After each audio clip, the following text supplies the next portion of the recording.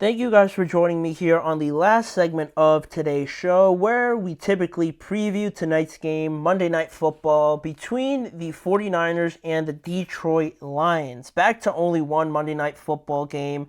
Unfortunately, in my opinion, tonight we got the Lions and the 49ers, like I said, a rematch of last year's NFC Championship game, in which last year's game was insane with how the Lions looked to just dog walk the 49ers in the first half, and then for it to just completely flip on its head the second half. It's really not even close to what that scenario was in tonight's game, because the 49ers are already out of the playoffs, and the Lions, last year they were the underdog. Nobody really thought that they were that good of a team, but now this year they've really been the team all season, but they're just decimated by injuries. So we'll see where the game goes and how it ultimately plays out, but very different circumstances from where we were almost like a year ago, talking about both of these teams. But now things, couldn't be more differently, like I said, and, Detroit enters this game with a 13-2 record after completing the sweep of the Chicago Bears last week with a 34-17 victory, and they're still technically the number one seed. I know I mentioned the Vikings being the number one seed right now, but that's just because the Lions haven't played yet. So that their game's going to kick off in less than an hour now. So if they win, they are still technically the number one seed in the NFC, and they could have clinched it if they would have won.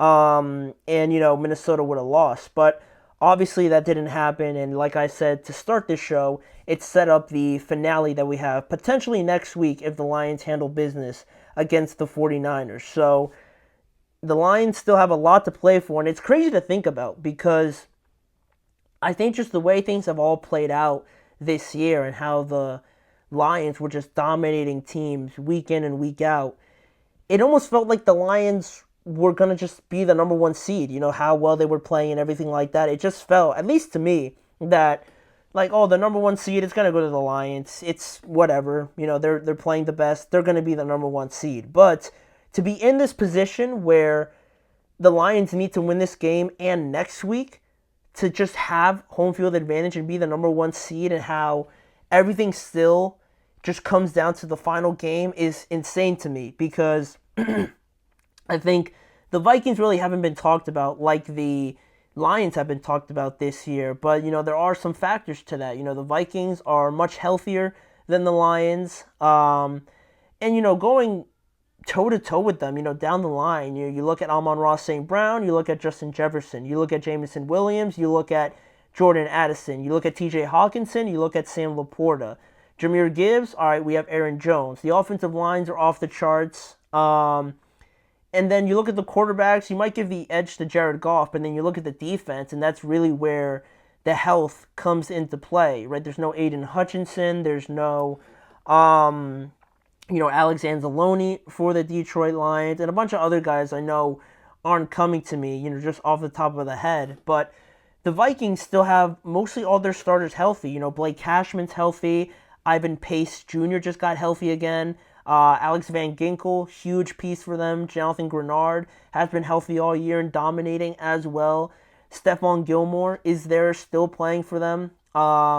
Harrison Smith never gets injured. So they have their entire team healthy, which is obviously huge, but also playing well at this point in time. So again, it's just nuts that how well the Lions have played all year.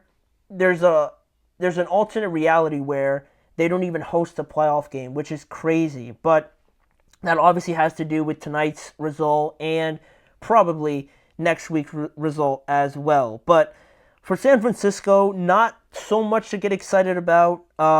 They probably can't wait to just flush this season down the toilet because of all the unfortunate injuries that we've seen from them.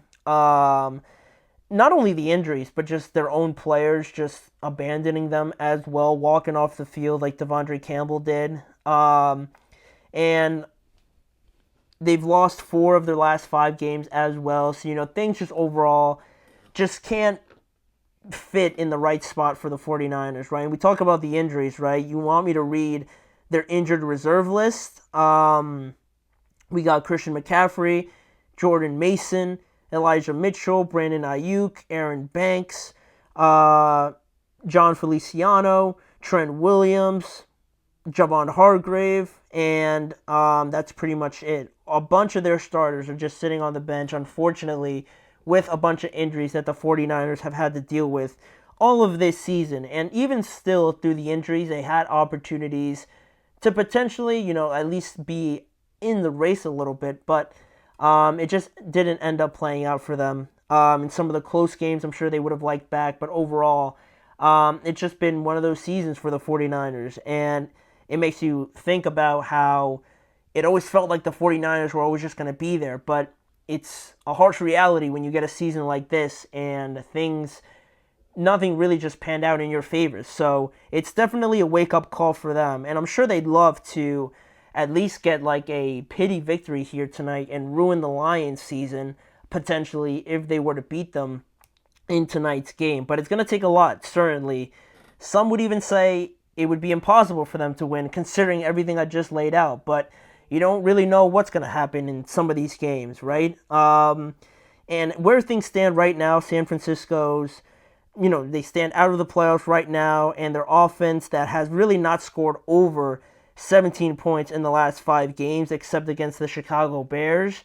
You look at this matchup now going up against the Lions, and the Lions lead the league scoring currently right now, averaging over 30 points per game, whereas the 49ers haven't been able to get over 17 in their recent performances. So that's something that just makes it an even taller task, but again, you don't really know. But, looking at the injuries ahead of tonight's game, the 49ers, their offensive line is all injured pretty much. There's no Trent Williams, and even his backup, Jalen Moore, is injured right now. He was dealing with a quad injury, I want to say. So I don't think he's playing tonight. Charvarius Ward is inactive tonight. Dre Greenlaw's not playing tonight. So those are obviously huge missing pieces for the 49ers overall, but their starting left guard is out with a knee injury.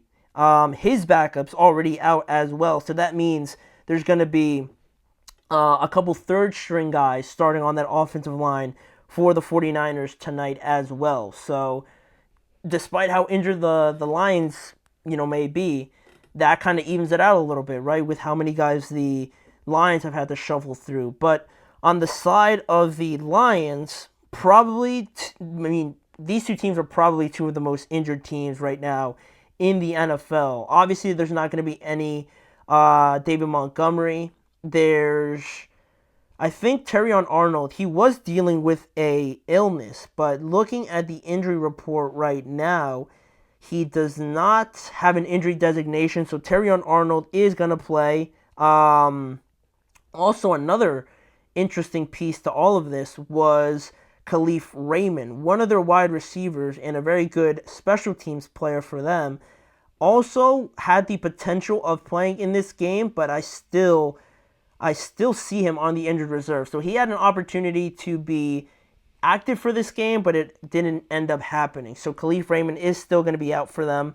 So there's not going to be any of Khalif Raymond in this game as well. But overall, they've had most of their guys on the IR anyway, so it's not really too much to report on the side of the Detroit Lions when it comes to injuries, right? David Montgomery, we knew he was going to be out already.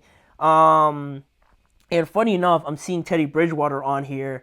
If you guys didn't know, he signed with the Lions back for after his season in high school. He signed back and came out of retirement to be on this roster, which is pretty cool. I just kind of forgot about it, but I'm seeing him now on the inactives list, and it just kind of reminded me of it. But shifting over now to the matchups, there's a couple here to keep an eye on. And overall, looking at this team, one of the matchups to kind of focus on would be an injured offensive line going up against an injured defensive line for the Detroit Lions. Can the Lions get something going in their favor in this matchup, right? There's going to be third stringers playing for the 49ers. Can they do something with maybe their own second string players or third string players to kind of swing the momentum in their favor. What kind of performance can you get from maybe some of your reserve players is going to be a huge indicator in this game.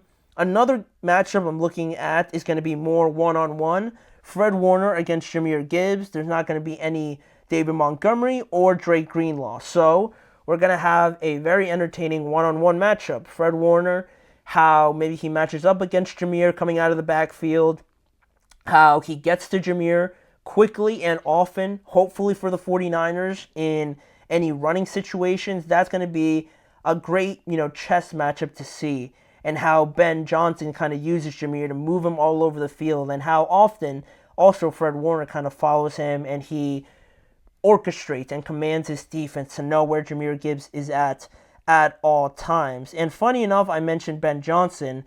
That's also going to be a matchup focusing on. Not only Ben Johnson, but Aaron Glenn, the two very highly talented coordinators for the Lions.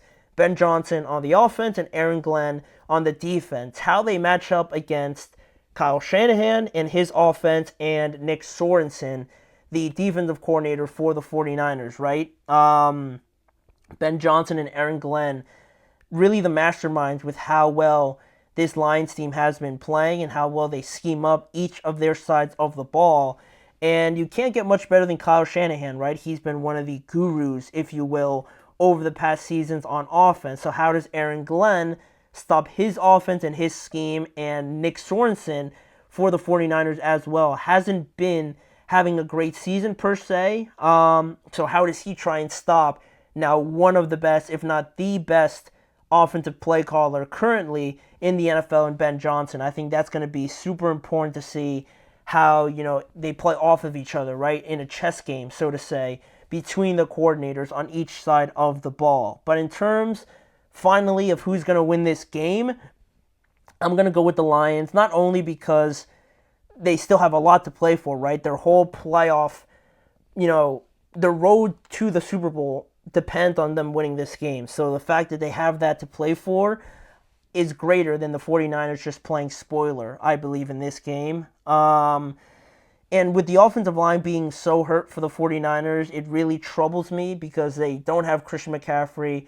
no Isaac Guerendo, and no Jordan Mason. So, the running game, I don't really expect to be there. And, I feel like Brock Purdy is going to be under duress all night long. So, I think it's just simple as that. And really, most of all, there's nothing better, I think, in my opinion, than Sunday Night Football next week and seeing the Lions play for their playoff lives for the number one seed against the Minnesota Vikings. It doesn't get much more cinematic, high stakes, high reward than that. I want to see that next week. So the Lions can't lose this game.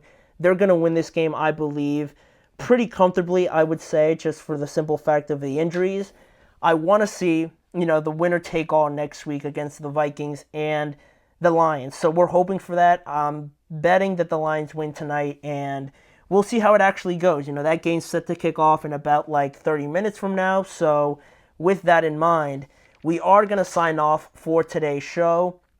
Again, if you guys weren't here for the reminder at the beginning of the episode, we're going to be back on Friday until, we're back to our full regular schedule next week. So I'll be back on here on Friday for another live show. But for right now, thank you guys for joining me on today's episode. Please remember to like, follow, and subscribe to the show, as well as checking out more of the content around GMC, but also the Chip Shot Football podcast on the YouTube channels, the GSMC Sports Network channel and the GSMC Podcast Network channel, where you could find more NFL coverage, breaking news, matchups, previews, everything around the NFL with me, Manny Maradiaga, as your host. Again, thanking you guys for joining me, and I'll see you guys back here on Friday, not only in a new episode, but in the new year. So I hope you guys also have a good New Year's tomorrow as well. So I'll see you guys back here on Friday. Mm-hmm. Mm-hmm. Mm-hmm. Let's go. I wake up to a little bit of drool on my pillow, feel like it's gonna be a bad day. Yeah, I'm tired of shit, and the coffee ain't hit yet, damn, ain't that great. I don't wanna go to